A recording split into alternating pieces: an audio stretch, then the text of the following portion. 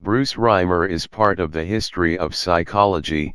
He was born as Bruce, they turned him into Brenda, and he died as David Reimer.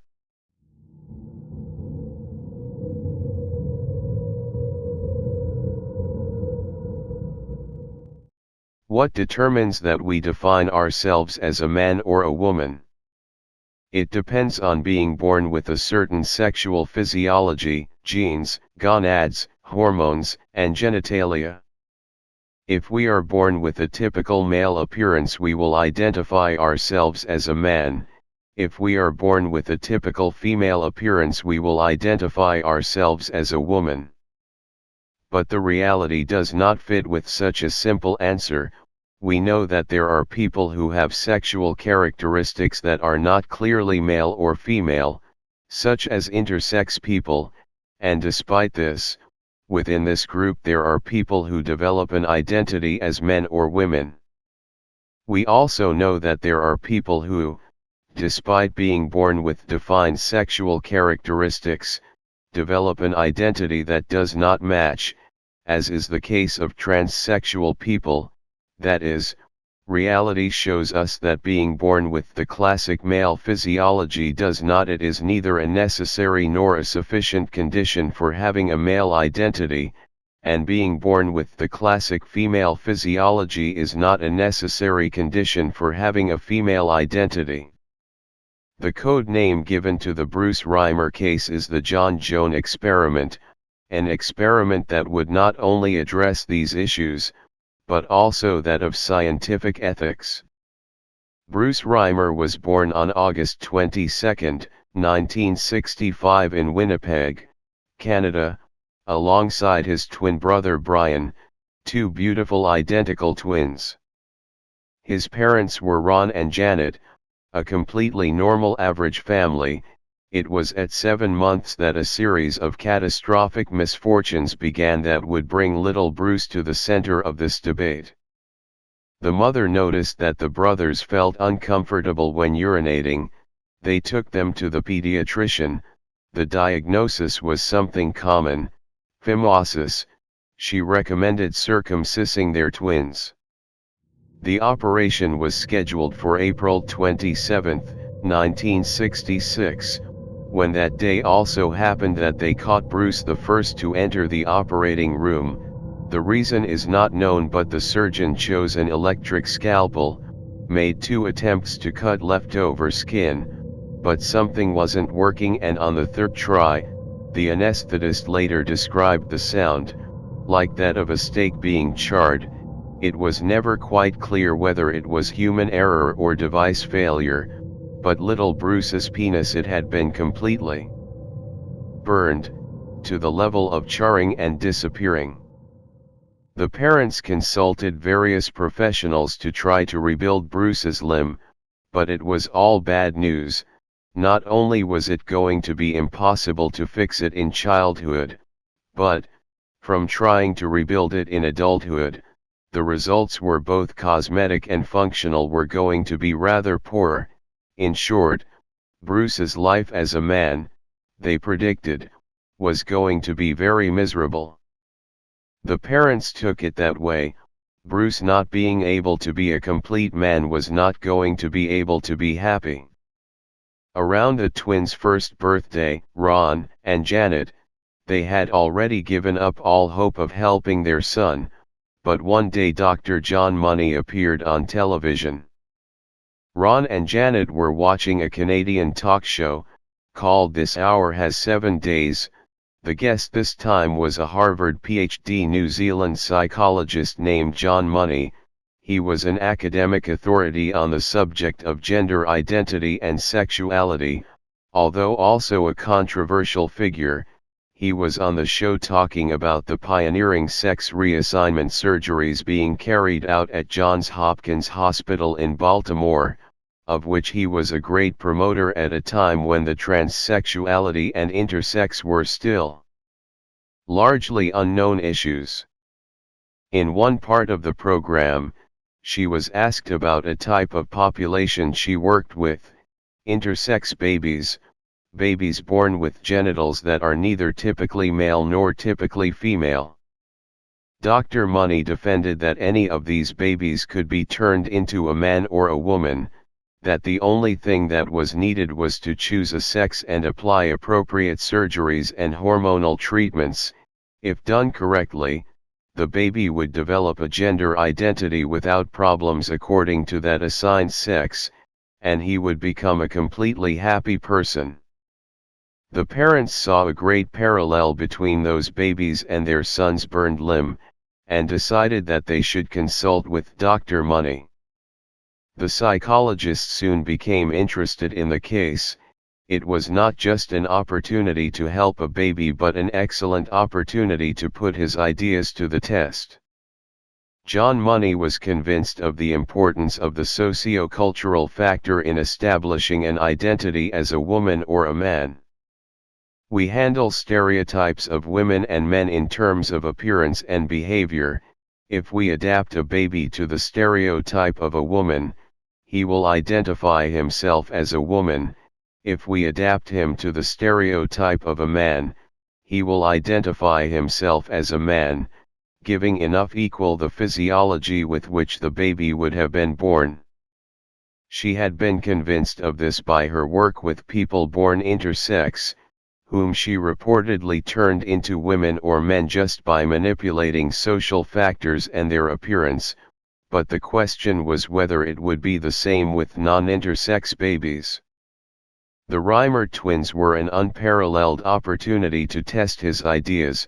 He had two physiologically male babies under 2 years of age and also identical twins, one of which had lost his penis. If this baby was surgically, medically, and aesthetically granted an appearance of a girl and they treated her during her development as a girl, the question was if she would end up identifying herself as a woman, unlike her brother. If that happened, it would be a good test in favor of her ideas.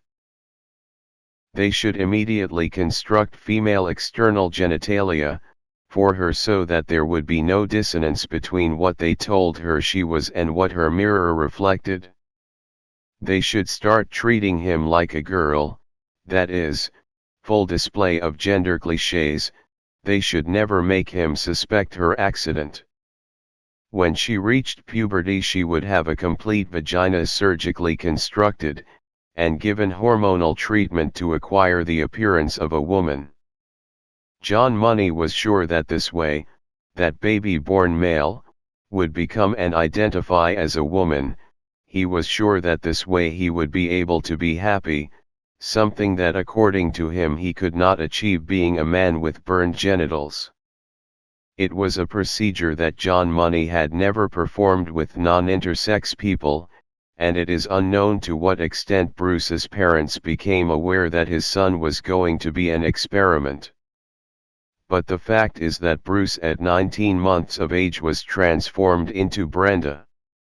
Her parents started treating Bruce like a girl, renamed her Brenda, stopped cutting her hair, started putting her dresses on and playing with her in a different way.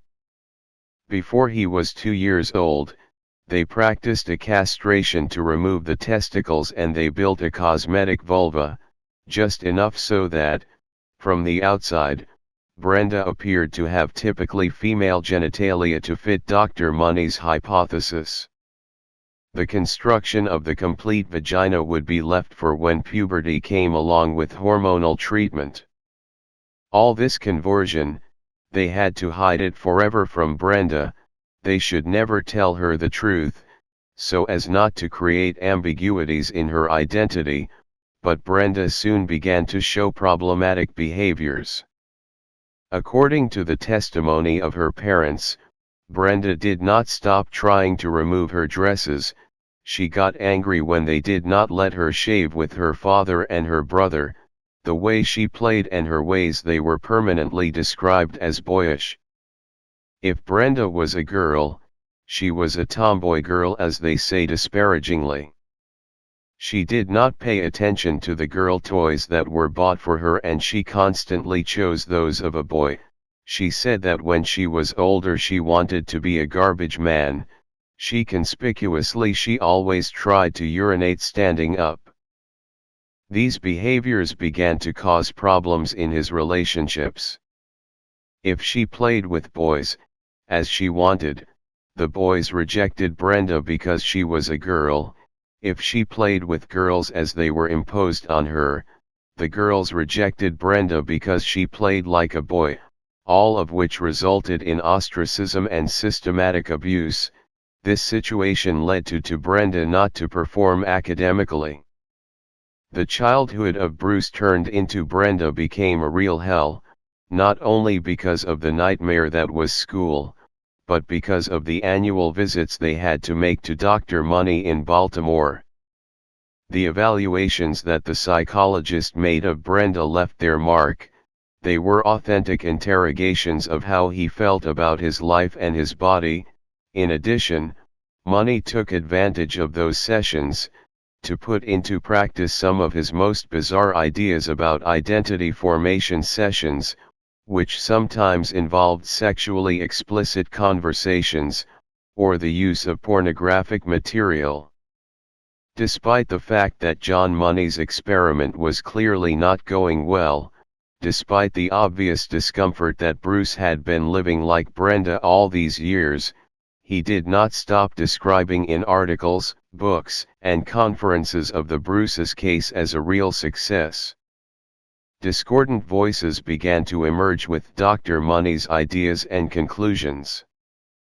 John Money was convinced that we are not born with any predisposition to identify ourselves as men or women. That is why his hypothesis is known as sexual neutrality. We are a kind of blank canvas on which men or women can be painted.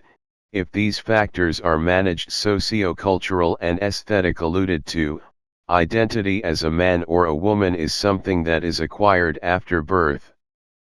But some researchers, based on certain findings and data, began to suggest that such a predisposition did exist, that this canvas was not as white as John Money defended. One of the main champions of this idea was the biologist Milton Diamond. This biologist proposed that in our brains before birth the seed of masculine or feminine identity had already been formed, and that no matter how much it was painted on, the true background it ended up dating. Diamond was based on recent studies that had found in various species, certain sexually dimorphic brain nuclei, that is, different in the brains of males and females. The sexual dimorphism of these nuclei was established before birth by hormonal action, as happens with the genitals. By manipulating the hormones to which the fetus was exposed, they could make these nuclei adopt the characteristics of the other sex, and this meant that as adults, females will manifest male behaviors, and that males will display female behaviors.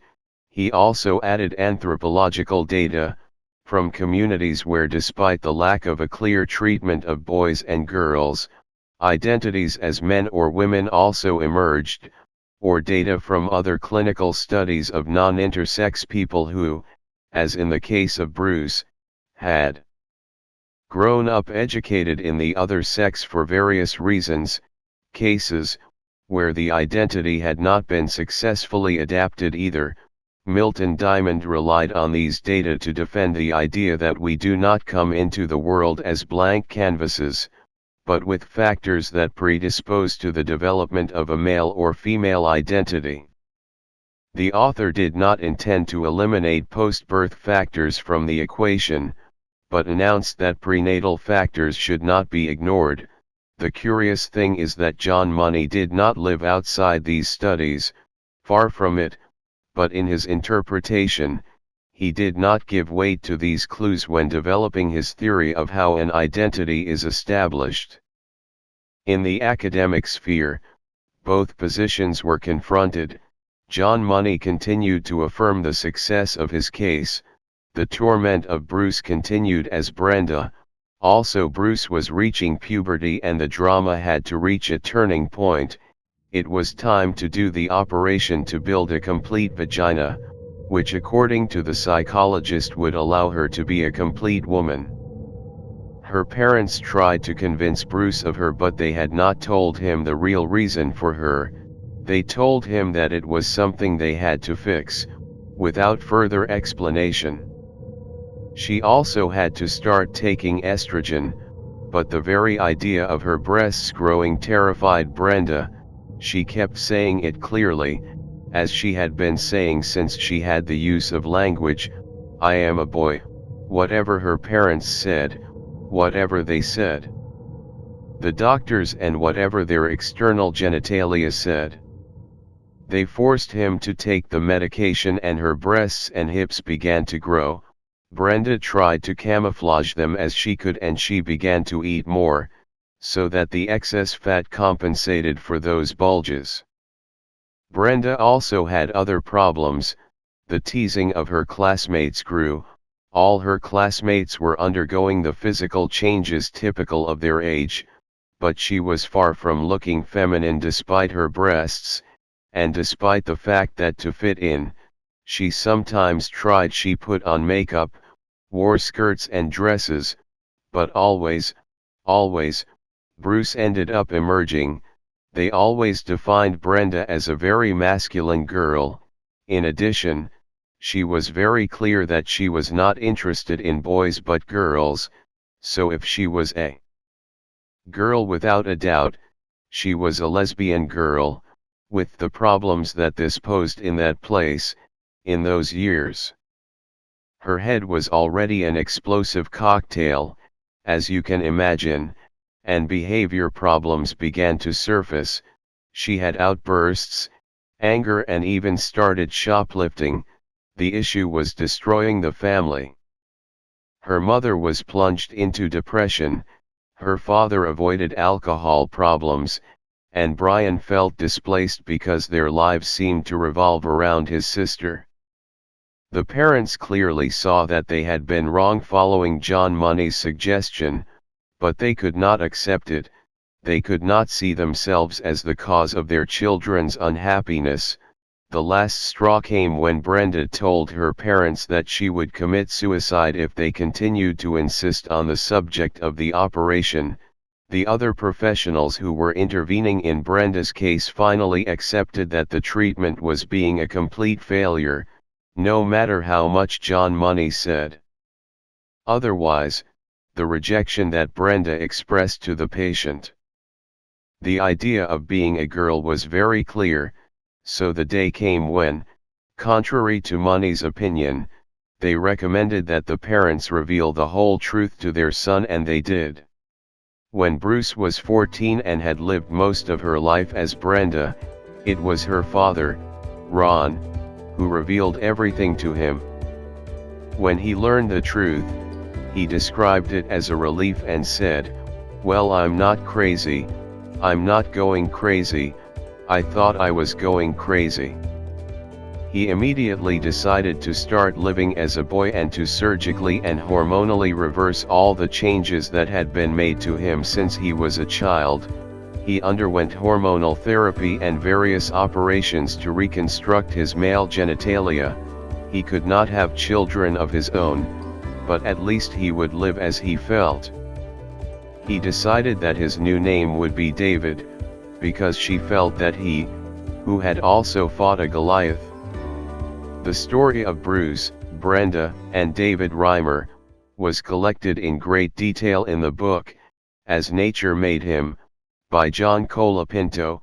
This book, along with some documentaries and interviews, were the result of David Reimer's desire to give to know his story, of the wish that John Money did not get his way and continue to publicize the case as a success.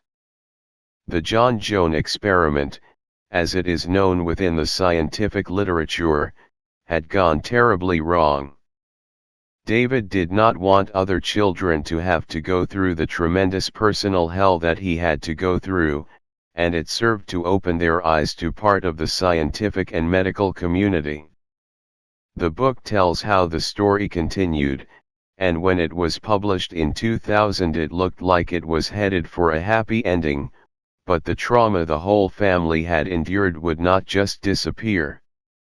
After the tremendous revelation, David's life improved considerably.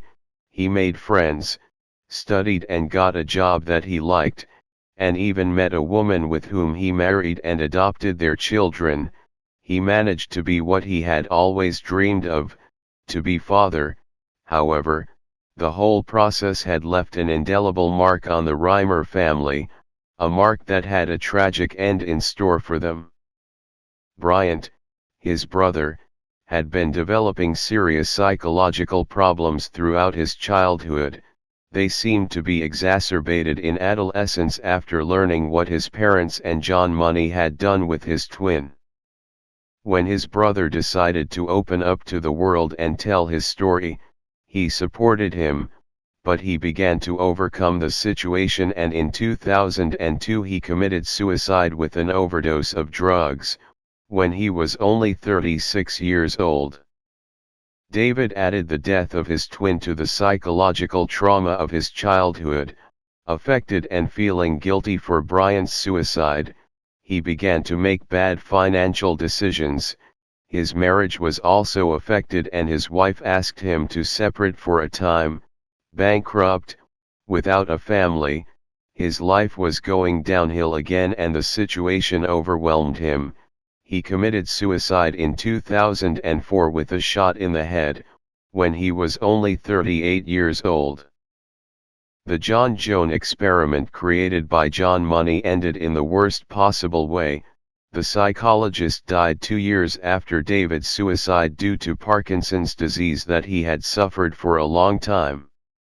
John Money never saw the JOAN experiment as a refutation of his ideas, blaming the failure on factors that he had not been able to control, such as the fact that the parents had been slow to make the decision to change his sex, despite the fact that they had operated on before she was 2 years old. She also suggested that what had happened is that the whole charade had not been conveniently hidden from her, or that Brenda never agreed to have a complete vagina constructed. Other scholars of the subject, of the identity of sex and gender, indicate that the experiment does not have to suppose support for Milton Diamond's position either, and some questions are raised. It is evident that Bruce rejected the female identity.